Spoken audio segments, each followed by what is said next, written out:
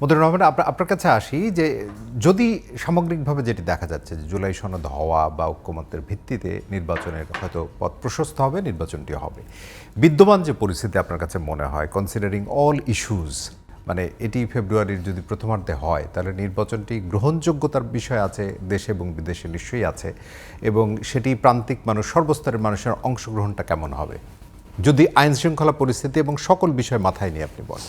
ধন্যবাদ আপনাকে আবারও সুযোগ দেওয়ার জন্য। দেখুন, আসলে ইনক্লুসিভ নির্বাচন বলতে আমরা তো এখানে বুঝি সেটা হচ্ছে সকল দলের অংশগ্রহণ এবং জনগণ স্বতঃস্ফূর্তভাবে ভোট দিবেন। কিন্তু একটা ইস্যু যেটা আমি বিবিসির সাক্ষাৎকারে দেখেছি ডক্টর মোহাম্মদ ইউনূসের সাংবাদিকদের উত্তরে, যেটি অলরেডি আওয়ামী লীগের কার্যক্রম এটি ব্যান করা হয়েছে আপাতত। এটি যৌক্তিকভাবে করা হচ্ছে, আমি এই জায়গায় একমত। কী কারণে? দেখুন, একটি ফ্যাসিস্ট সরকার যেটা কিছুদিন আগেও প্রায় 2000 শিক্ষার্থী জনগণকে কিন্তু সরাসরি হত্যা করেছে, সুতরাং এটি জনগণ খুব স্বাভাবিকভাবে নিবে না। কিন্তু আমি যে জায়গায় গুরুত্ব দিতে চাই সেটি হচ্ছে জনগণের অন্তর্ভুক্তিটা গুরুত্বপূর্ণ, জনগণের সরাসরি অংশগ্রহণ, সেটিকে আমি ইনক্লুসিভ বলছি। এখন ইনক্লুসিভ নির্বাচন এটি আপনি বলবেন যে অনেক ক্ষেত্রে বলবেন যে চ্যালেঞ্জের জায়গায় কোন জায়গায়। দেখুন, 1990 সালের পরও কিন্তু স্বৈরাচারী এরশাদ যখন পতন হলো তখনও কিন্তু একটা চ্যালেঞ্জ ছিল, কিন্তু বাস্তবতাটা হচ্ছে আপনি যদি এটি মিন করেন এবং ওটাকে যদি আপনি ওন করেন যে আমি ইনক্লুসিভ ইলেকশন দেব, আমার ধারণা, আমার বিশ্বাস, কারণ নাগরিক হিসেবে আমি বিশ্বাস করতে চাই, সেটি হচ্ছে সকল যে স্টেক হোল্ডার্স যারা আছে নির্বাচনের সাথে জড়িত, এটা অটোমেটিক্যালি কিন্তু দেখবেন যে ওই জায়গায় ফুল স্টপ দেবেন। ফুল স্টপ কি? ওই জায়গার থেকে তারা লুক ফরওয়ার্ড, মানে নির্বাচনটা যাতে ফ্রি এবং ফেয়ার করা যায়, এটা গেলো এক। বাট ইম্পর্টেন্ট হচ্ছে জনগণকে এই জায়গাতে স্বতঃস্ফূর্ত অংশগ্রহণ, এবং আমার ধারণা জনগণের ভিতরে যে ভোট না দেওয়ার যে আকাঙ্ক্ষাটা এটি তৈরি হয়েছে, এবং এটি আপনি একেবারে তরুণ থেকে শুরু করে বৃদ্ধ পর্যন্ত সবাই কিন্তু ভোট দেওয়ার ব্যাপারে তারা অনেক হাংরি আমি মনে করি। এখন ইম্পর্টেন্ট জিনিস হচ্ছে রাজনৈতিক দলগুলো যারা প্রার্থী নির্বাচন করবেন। দেখুন, এখানে আমি দুটো জিনিস বলতে চাই। একটা হচ্ছে রাজনৈতিক দল তারা মনোনয়ন দেন প্রার্থীকে, আবার সেই প্রার্থীকে জনগণের কাছে কিন্তু যেতে হয়। তার মানে বিষয় কিন্তু দুটো পার্ট।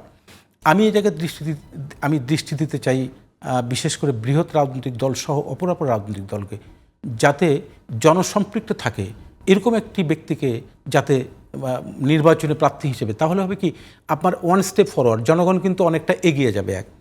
আপনি এখানে একটা জিনিস দেখবেন যে বাংলাদেশের রাজনীতিটা হচ্ছে একটা এলিটিস্ট সোসাইটি, কিছু মানুষ কিন্তু আলটিমেটলি এখানে রিপ্রেজেন্ট করে। আপনি সামগ্রিকভাবে আমরা বলি গণতন্ত্র, সকল জনগণ তো গভর্নমেন্টের অ্যাক্টিভিটির সাথে ইনভলভ নয়, কিন্তু এটি তো আমি দুটো সেন্টেন্স শেষ করি। কিন্তু রাজনীতিতে এক ধরনের মোহ তৈরি হয়েছে। এটা যদি আমি দেখি স্বাধীনতার পরে আপনি দেখে মোহটা কীরকম, সবাই আসলে রাজনীতি করতে চায়, মানে সবাই রাজনীতির প্রতি খুব বেশি আগ্রহ প্রকাশ করে। আমি জানি না, এই জায়গাতে নিশ্চয়ই অনেক বড় একটা আলোচনা, আমি ওই জায়গায় যাচ্ছি না। এই মোহর জায়গায় যদি আমরা সেবাটাকে গুরুত্ব দিই, রাজনীতি যারা করছেন তারা কিন্তু জনগণকে সেবা দেখবেন যে অটোমেটিক রাজনীতির সংস্কৃতি এবং রাজনীতির একটা সেন্টেন্স সুশাসন এবং শাসন, আমি এটা প্রাসঙ্গিক বলতে চাই।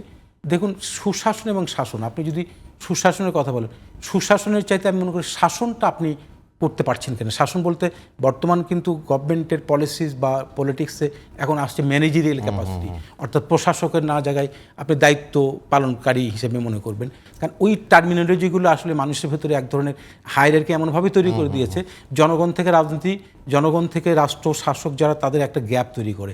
আমি মনে করি এই গ্যাপটা পূরণ হওয়া খুব দরকার। জনসম্পৃক্ততা রাজনৈতিক দল হিসেবে নিশ্চয়ই বিএনপি বৃহৎ একটি রাজনৈতিক দল, সেই জায়গায় আসলে নিজেদের মধ্যে আপনাদের কাজটা কেমন চলছে?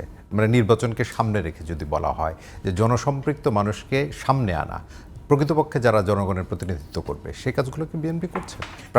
বিএনপি সবসময় করে। এখন বলেন যে দৃষ্টিভঙ্গি অন্যরকম হতে পারে। বাংলাদেশের রাজনৈতিক দলগুলি, অনেকে বলেন যে রাজনৈতিক দলের মধ্যে গণতন্ত্র নাই। কথাটা কি শুদ্ধ, সঠিক? গণতন্ত্র হচ্ছে রাষ্ট্র ব্যবস্থাপনার একটা প্রক্রিয়া, একটা পদ্ধতি। কিন্তু জনগণের কিভাবে চলে রাজনৈতিক দলের যে নেতৃত্ব, রাজনৈতিক দলের একটা মূলনীতি আছে, সেটা সে অনুসরণ করে, একটা ঘোষণাপত্র আছে সেটা সে ধারণ করে, একটা গঠনতন্ত্র আছে সে অনুসরণ করে। হ্যাঁ, আপনি বলবেন যে সিদ্ধান্ত গ্রহণের ক্ষেত্রে স্বচ্ছতা আছে কিনা, সিদ্ধান্ত গ্রহণের ক্ষেত্রে আপনি সমন্বয় করছেন কিনা, মতামত নিচ্ছেন কিনা, সকলের মতামত আবার জায়গা আছে। আপনি স্ট্যান্ডিং কমিটির মিটিংয়ে নিয়মিত সিদ্ধান্ত হচ্ছে, তো সেখানে স্ট্যান্ডিং কমিটির মিটিংয়ে আমি নির্বাহী কমিটির সদস্য তো আর থাকবো না। এখন আমাদের দেশে একটা প্রচলিত ধারণা হয়েছে যে রাজনীতিটাকে আমরা কিন্তু একটু উন্নত মাত্রায় দেখতেও চাই না, ত্রুটি খোঁজাটাইও আমাদের একটা মজ্জাগত স্বভাব হয়েছে। হ্যাঁ, এটা ঠিক আছে যে আমাদের 53 বছরের রাজনীতি গুণগত মান যে মানের দরকার ছিল যে জায়গায় সেখানে আমরা অর্জন করিনি, কিন্তু আমাদের অনেক অর্জন আছে। আবার অনেকে যে আপনি যান 54 বছর বলবে যে দেশে কিছুই হয়নি, যারা বলে 54 বছরে কিছু হননি, আমার কাছে মাঝে মাঝে মনে হয় এই দেশটাতেই তারা চান নাই। আবার এরকমও হতে পারে যে এই দেশটা তারা আছেন কিন্তু এই দেশটা ধারণ করছেন না। হ্যাঁ, আমাদের সীমাবদ্ধতা আছে, কিন্তু রাজনীতি positive দিকগুলো দেখা খুব না, এটা একটা অনুশীলন। আমি বলছি সৌহার্দ্যপূর্ণ পরিবেশ, প্রতিযোগিতাপূর্ণ পরিবেশে আমরা যদি জয় পরাজয় মেনে নিয়ে মানুষের কাছে থাকতে চাই, জন আকাঙ্ক্ষা যদি আমরা ধারণ করি এবং ক্ষমতায় গিয়ে সেই ধারণ করে সেটা বাস্তবায়ন করার জন্য যদি ব্রত থাকে, নিশ্চয়ই সমস্যার সমাধান হবে।